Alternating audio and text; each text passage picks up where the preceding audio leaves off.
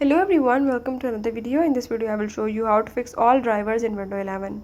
So if you want to fix all drivers in Windows 11, I will tell you how to do it. I will show you all the steps you have to follow, and if you are new to my channel, don't forget to press the subscribe. Now let's watch the video.